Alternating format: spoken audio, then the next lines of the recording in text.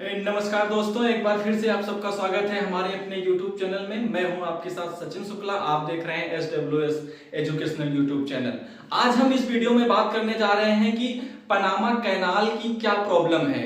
America, चीन, Japan और रूस को लेकर के ये जो पूरा पनामा कैनाल का ये जो भसड़ मचा हुआ है, इसकी एक्चुअल में क्या प्रॉब्लम क्या है, इसकी हम ऐतिहासिक पृष्ठभूमि को देखेंगे कि क्या है पनामा कैनाल का विवाद, और हम इस पे रूस की अपनी प्रतिक्रिया, चाइना की अपनी प्रतिक्रिया और पनामा की अपनी प्रतिक्रिया के बारे में हम इस वीडियो में पूरा डिटेल्स में देखेंगे। इनके डायलॉग्स के ऊपर रुझान आने शुरू हो गए हैं। सबसे पहला रुझान आया है कि रूस ने ट्रंप को वार्न कर दिया है कि अगर पनामा कैनाल छीनने का प्रयास किया तो अच्छा नहीं होगा। पॉलिटी की ये खबर बनती है और ये फिर हेडलाइन बन जाती है। फिलहाल के लिए यही खबर जो आपके सामने है, इसी पर हम विस्तार से बात करेंगे। पनामा के इतिहास की, अल्टीमेटली जिसकी इतनी चर्चा हो रही हो, जिसको लेकर के संभव है कि चीन, अमेरिका, रसिया, अमेरिका सब भिड़ सकते हैं। और पनामा का कॉन्फिडेंस देखो कि पनामा नाम का एकदम छोटू सा देश जिसकी आबादी लगभग 43-44 लाख है, वो अमेरिका को बोल रहा है कि भाई साहब हल्के में मत लेना, हम पनामा को छोड़ने वाले नहीं है। तो पनामा को अमेरिका छीनना क्यों चाहता है? क्या पहले से उसका कोई कनेक्शन रहा है? अगर नहीं छीनना चाहता है तो कनेक्शन वगैरह चलो छोड़ो अभी, तो अल्टीमेटली अमेरिका का कनेक्शन क्या है उसके साथ, तो सारी बातें डिटेल में समझने का प्रयास करते हैं। ठीक है सर। तो पनामा नहर जो है वो दुनिया के सबसे महंगे प्रोजेक्ट के रूप में काउंट किया जाने वाला ऐतिहासिक प्रोजेक्ट माना जाता है। असल में जब से इन्होंने इसके बारे में बोला कि जब से हमसे गलती हो गई थी 1977 में, पनामा क्या था कि अमेरिका के राष्ट्रपति हुआ करते थे कार्टर, उन्होंने पनामा कैनाल को पनामा नामक देश को हैंडओवर कर दिया था। मतलब पनामा कैनाल को हैंडओवर कर दिया था कि कोई चीज थोड़ी थी कि उन्हें हैंडओवर कर दी होती, तो वो असल में पनामा देश से ही होकर के गुजरती थी, लेकिन अमेरिका कंट्रोल करता था उसको। कंट्रोल क्यों करता था? क्योंकि अमेरिका ने बनाई थी। सन 1904 के आसपास अमेरिका ये बना चुका था और तब से इसका उपयोग कर रहा था। 1977 में उन्होंने उस बनी हुई कैनाल को पनामा को सौंप दिया कि तुम लोग भैया अपना खाओ कमाओ, अपने देश के अंदर लोगों को रोजगार दो, रेवेन्यू जनरेट करो, हम टैक्स भी देंगे। लेकिन 1977 में दिया गया काम 1999 में पूरी तरीके से हैंडओवर तक पहुंच गया। सब कुछ सही चल रहा था, लेकिन बीच में चाइना कूद पड़ा। 2013 में चाइना आया बेल्ट एंड रोड इनिशिएटिव लेकर के। तो और इसमें चाइना ने जितनी भी स्ट्रेटेजिकल लोकेशन है, चाहे वो पनामा कैनाल हो, चाहे सुएज कैनाल हो, रेड सी हो, स्टेट ऑफ मलक्का हो, इन सब पर ध्यान देना इन्होंने शुरू कर दिया। बंगाल की खाड़ी हो, यहां सब जगह पर उसने कि मुझे चैनल कंट्रोल करने हैं ट्रेड के लिए, और जब चैनल कंट्रोल करने हैं तो वो उन जगहों पर इन्वेस्टमेंट का लालच देने लगा। ये बात ट्रंप को राज नहीं आई। ये कहां पर एग्जिस्ट करती है, क्या विशेषता है, सारी बातें हम आपसे जिक्र करते हैं। उत्तरी अमेरिका को दक्षिणी अमेरिका से कनेक्ट करने वाले ये, यानी कि ये जो जमीन का जो टुकड़ा है, जिसे हम सेंट्रल अमेरिका कहते हैं, इसमें एक देश है जिसका नाम है पनामा। ठीक है, अब ध्यान से देखिए इस चीज को। तो इस पनामा नामक देश को अगर हम ध्यान से देखें तो एक तरफ पैसिफिक ओशियन से, एक तरफ कैरिबियन ओशन से कनेक्टेड है।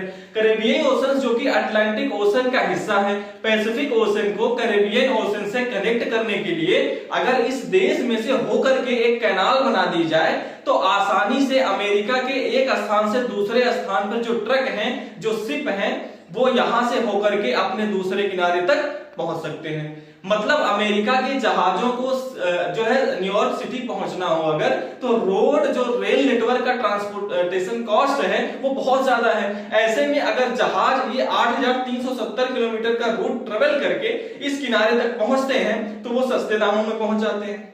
इस पूरे काम में अमेरिका के लगभग 14,000 जहाज एक साल में यहां से क्रॉस होते हैं। इसको ऐसे समझिए कि अमेरिका को जो कंटेनर्स है ना, 40% अमेरिकी कंटेनर्स इसी रास्ते से होकर के गुजरते हैं। ये अपने आप में एक बड़ी खबर है। ठीक है सर। ये कैनाल अगर नहीं होती तो ये पूरा साउथ अमेरिका पूरा का पूरा क्रॉस करके आपको इस रूट से जाना होता। ये कैनाल पनामा में 82 किलोमीटर लंबी कैनाल है। अब इस कैनाल की मुसीबत क्या है उसको समझिए। ये कैनाल आसान कैनाल होती तो जैसे हमारी इंदिरा गांधी कैनाल है इंडिया में, तो और लंबी कैनाल बना लेते। हमने तो कईयों किलोमीटर लंबी कैनाल बना रखे। इसमें इतना बवाल क्यों है? बवाल है इस कैनाल का वाटर लेवल। वाटर लेवल कैसे? असल में एक तरफ अटलांटिक ओशियन है, दूसरी तरफ पैसिफिक ओशन, और बीच में है एक लेक। ये जो बीच में लेक है ना, इस लेक का वाटर लेवल जो है समुद्र से ज्यादा है। मतलब समुद्र से ऊंचा है पानी का सतह। इस लेक में पानी मीठा है और समुद्र का पानी खारा होता है। ऐसे में इन दोनों का पानी मिल भी ना जाए, वाटर लेवल ऊंचा होना कॉमन सेंस की बात है कि अगर वाटर लेवल ऊपर है, दूसरे का वाटर लेवल नीचे है, तो स्वाभाविक फ्लो कैनाल बनाते ही इस तरह से बन करके आएगा। ऊपर से नीचे आएगा तो पूरा का पूरा इस लेक का पानी खाली हो जाएगा। या तो आप इतनी खुदाई कर दो कि आर पार की पैसिफिक को अटलांटिक से जोड़ दो, या फिर मैकेनिकली कुछ ऐसा कर दो कि जहाज यहां से एंट्री करे और एंट्री करते ही इस लेक से पानी यहां पर भरा जाए और जहाज को अपलिफ्ट कर दिया जाए। तो यहां पर एक बहुत इंटरेस्टिंग मेथड चलता है, वो ये है कि यहां पर आए हुए जहाजों को पानी से उठाया जाता है, पानी से ऊंचा उठाकर फिर उन्हें ट्रेवल कराया जाता है। और ये सब काम अमेरिका आज से 125 साल पहले कर चुका है। तो टेक्नोलॉजी का मार्वल स्थापित हुआ था जब पनामा कैनाल बना था। बहुत ज्यादा पैसा खर्च हुआ था। उस पैसे में शुरुआत की थी फ्रांस ने, एंट्री की थी। फ्रांस सक्सेसफुल नहीं हुआ, फिर उसके बाद अमेरिका वहां गया कि भाई लाओ मैं कंप्लीट करूंगा, बहुत पैसा है मेरे पास। तो अमेरिका ने उसे कंप्लीट किया, ठीक है। इंजीनियरिंग का बहुत बड़ा मार्वल कंप्लीट हुआ वहां पे। इस यहां से जब क्रॉस होकर दूसरे सतह पर जाता है तो जहाज को नीचे उतारा जाता है। आप देखिए मैकेनिकली जहाज पहले पानी से ऊपर उठते हैं, फिर झील क्रॉस करते हैं, फिर नीचे लाए जाते हैं, फिर जहाज को जो है समुद्र में उतार दिया जाता है। इस पूरी प्रक्रिया में पैसा खर्च होता है क्योंकि एनर्जी खर्च हो रही है, ठीक है। आप टेक्नोलॉजी का इन्वॉल्वमेंट देखिए, लोगों का इन्वॉल्वमेंट देखिए।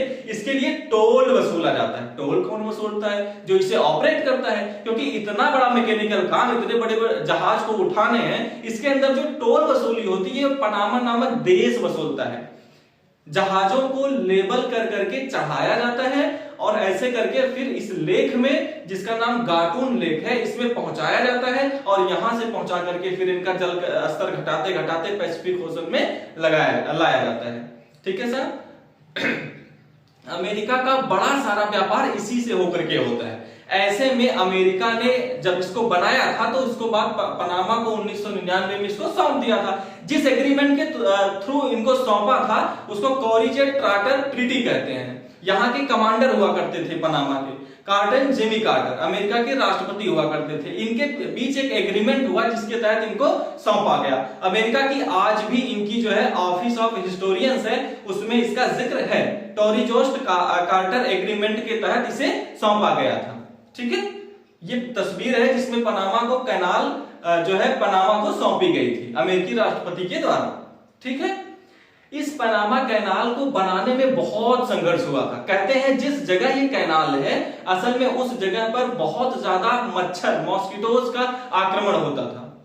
मलेरिया यहाँ बहुत बड़ी बीमारी थी। ऐसे में क्या होता है, इस जगह पर मच्छरों के प्रभाव के चलते बहुत से लोग इस झील को बनाते बनाते मर गए थे, या फिर इस कैनाल को बनाते बनाते मर गए थे, निबट गए थे। कहा जाता है कि इस कैनाल को बनाने में लगभग 25,000 लोगों की मौत हुई थी, 25,000 श्रमिकों की मौत हुई थी। इस कैनाल को बनाने में बहुत सारे लोगों का संघर्ष लगा। लगभग 37 करोड़ डॉलर उस समय पर खर्च हुए थे। इस काम के लिए जो आप तस्वीरें देख रहे हैं ये दर्शाती हैं कि बड़ा लेवल पर निवेश अमेरिका ने फ्यूचर को ध्यान में रखकर किया था।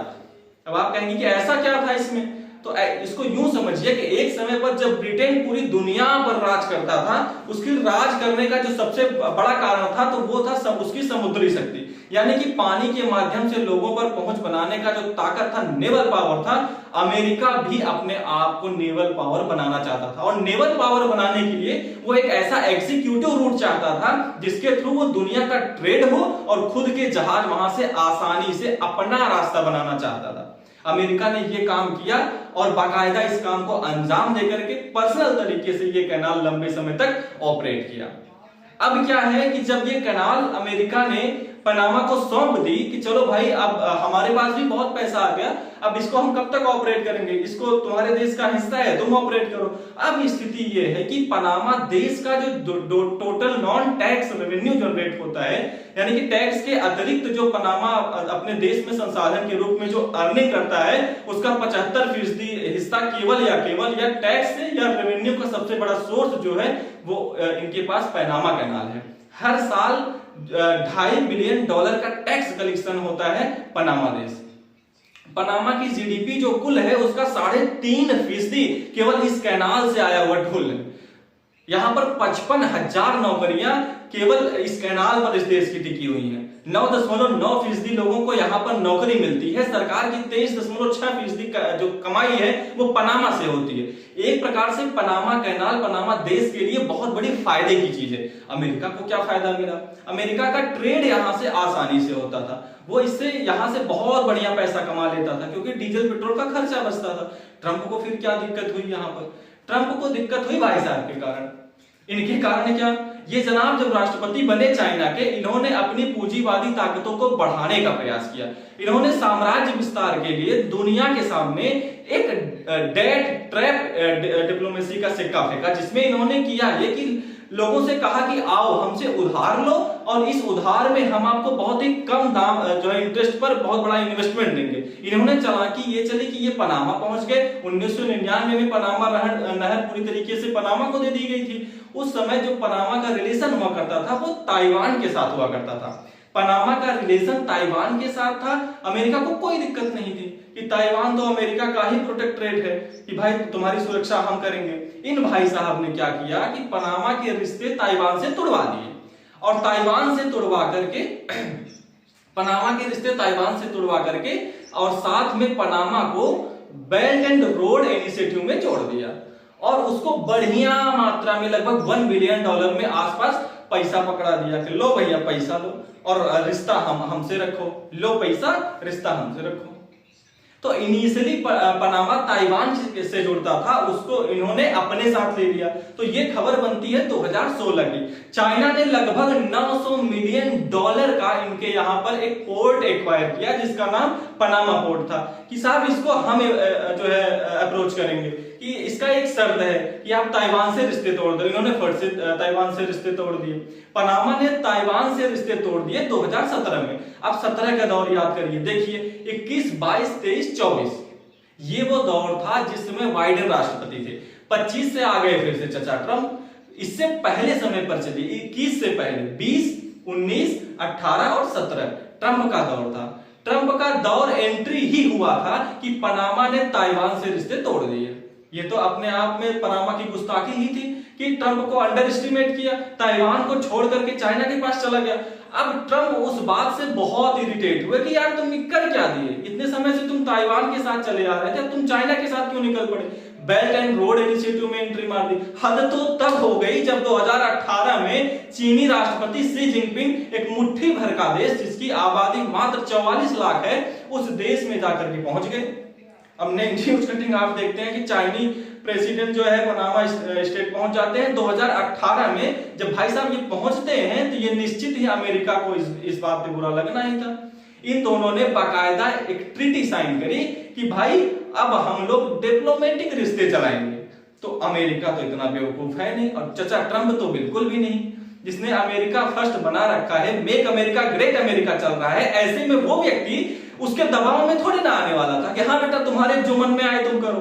ट्रंप के दिमाग में ये खुन्नस चली कि एक तो तुम ताइवान का साथ छोड़े और चाइना के साथ मिलकर के तुम पनामा चाइना खेल रहे हो। ऐसे में इनको ये बात बुरी लगने लगी। 2018 में दिमाग तो पूरा दही हो गया इनका। भाई साहब चाइना ने बाकायदा यहाँ पर इन्वेस्टमेंट और करना शुरू कर दिया, बढ़िया बढ़िया इंफ्रास्ट्रक्चर डेवलप करना शुरू कर दिया।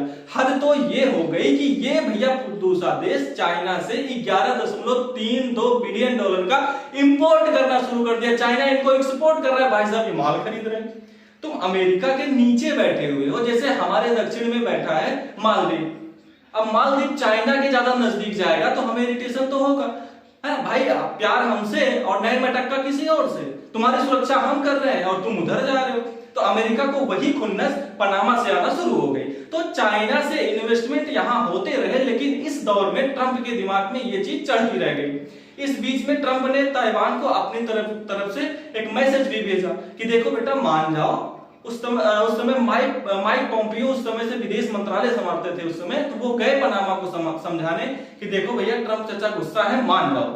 खैर उस समय ट्रंप थोड़ी देर और राष्ट्रपति रहे और चले गए। इस बार जब ये आए हैं तो अपनी पुरानी यादों के साथ लौट करके आए, ठुकरा के मेरा प्यार फिर इंतकाम देखेगी, ठीक है। तो इनका याददाश्त जो है वो बढ़ती चली जा रही है जैसे जैसे ये बुजुर्ग हो रहे हैं। ये व्यक्ति पुराने कार्यकाल में थे, कोरोना के कार्यकाल में इन्होंने WHO छोड़ दिया था। बाइडेन आए थे तो WHO ज्वाइन हुआ था, इन्होंने फिर से छोड़ दिया।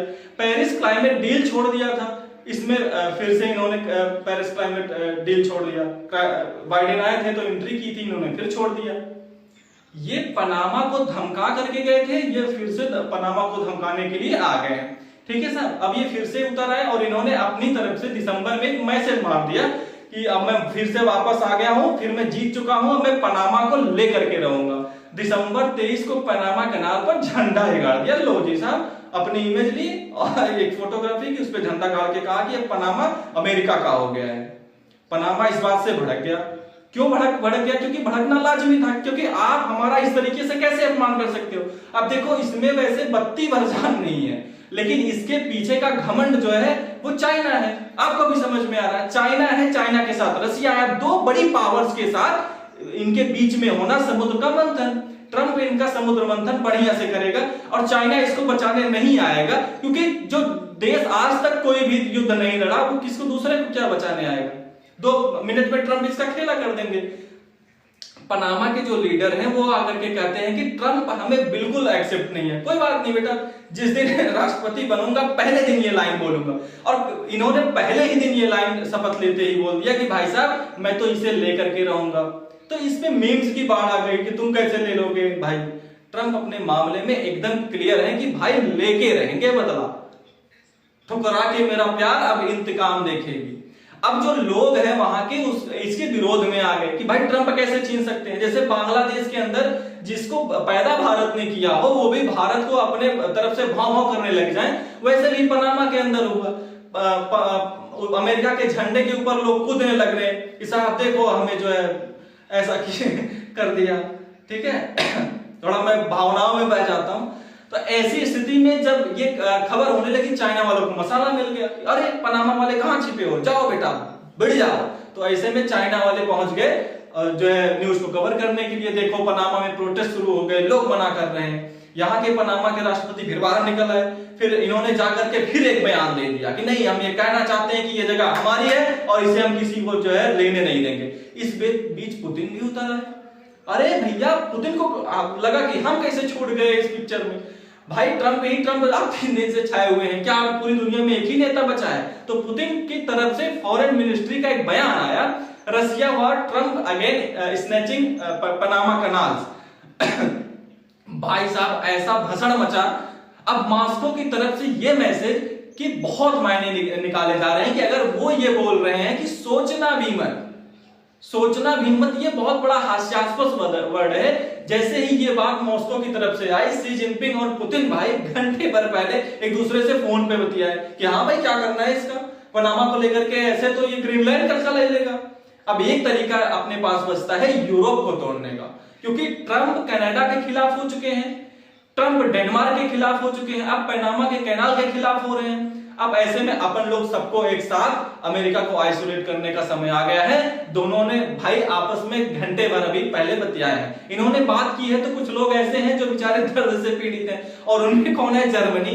इसने भाई साहब ये सर्दियां बहुत कड़वी काटी। आप कहेंगे क्यों? क्योंकि भाई अमेरिका ने ना इसकी पूरा रेल बना दी। ये तो नाटो वाले देश हैं, मित्र राष्ट्र हैं, ऐसा क्यों कर दिया? अमेरिका केवल स्वार्थी देश है सर, उसको केवल अमेरिका फर्स्ट ही समझ में आता है, उसको अमेरिका ही समझ में आता है। जब रसिया यूक्रेन वॉर शुरू हुआ ना, तो अमेरिका के बाइडेन ने इन तक विचारों के पास रूस से गैस पहुंचा करते थे और उस गैस की पाइपलाइन को बंद करवा दिया। उनकी गैस की पाइपलाइन को ही जो है कहा कि नहीं खरीदोगे। जर्मनी बेचारा गया कि ठीक है, आपने कहा है तो हम ऐसे ही करेंगे। इन्होंने भाई साहब गैस रोक दी तो इनके यहाँ पर दाम बढ़ गए। पूरे जर्मनी वालों ने महंगे दाम पर अपनी बिजली के बिल चुकाए हैं। जर्मनी में ठंडक जो है, बहुत गर्मी पड़ी, गर्माहट रही इस बार। इनको लगा कि हद्दी चल रहा है यार, अमेरिका के अपने हित है तो चलो सबसे बड़ी बात है। अभी किसी के ऊपर कुछ कह रहा है, ग्रीनलैंड को कह रहा है कि तुमसे छीन लेंगे, डेनमार्क को कह रहा है कि भाई तुम्हारा क्या। अब इसमें ताजा न्यूज ये भी निकल करके आती है कि भाई जर्मनी ने कहा कि नहीं भाई ये अनएक्सेप्टेबल है, क्योंकि पनामा कैनाल को कोई ले ले। क्यों? क्योंकि ये अंतरराष्ट्रीय ट्रेड के लिए बहुत इंपॉर्टेंट जगह है और ये अंतरराष्ट्रीय जगह पर हम इनके खिलाफ हैं। तो ये बड़ा इंटरेस्टिंग होने वाला है। देखना होगा कि ये भाई साहब अपने बनाए हुए हथियार का भी चलाएंगे भी या सिर्फ ये शक्ति परीक्षण ही करते रह जाएंगे, देखना होगा। एक दो बार ये युद्ध में जाए तो थोड़ा सेटल हो, थोड़ा हमको भी मौका मिले इनको रगड़ने का। ठीक है, इनको उकसाते हैं, देखो बढ़िया से क्या करते हैं ये। जब भाई साहब लड़ो, थोड़ा इनको पंप करते हैं हम, ये देखते हैं क्या करते हैं। फिलहाल के लिए चाइना ने पनामा को पहले ही सपोर्ट भेज दिया था कि भैया तुम संघर्ष करो, हम तुम्हारे साथ हैं। इनका संघर्ष अभी भी जारी है। अब देखते हैं कि पनामा कैसे जो है अमेरिका की भेंट चढ़ता है। ऐसा ना हो कि बेचारे यूक्रेन की तरह उकसा करके ये जो है ट्रंप तमाशा देखेंगी, देखो ये भी गोला मारते हैं। जो भी होगा हम आपको अपडेट देंगे। चाइना और रशिया पनामा के साथ है। ट्रंप पनामा लेना चाहते हैं, जर्मनी का भी रुख आ गया है। आगे आने वाले समय में क्या होता है हम आपको जरूर बताएंगे। उम्मीद है कि ये आपको जानकारी पसंद आई हो। अगर आई हो तो ये अपने साथियों के साथ जरूर जो है शेयर करें, और चैनल पे नए हैं तो जरूर चैनल को सब्सक्राइब करें। आपका बहुत बहुत धन्यवाद ये वीडियो देखने के लिए।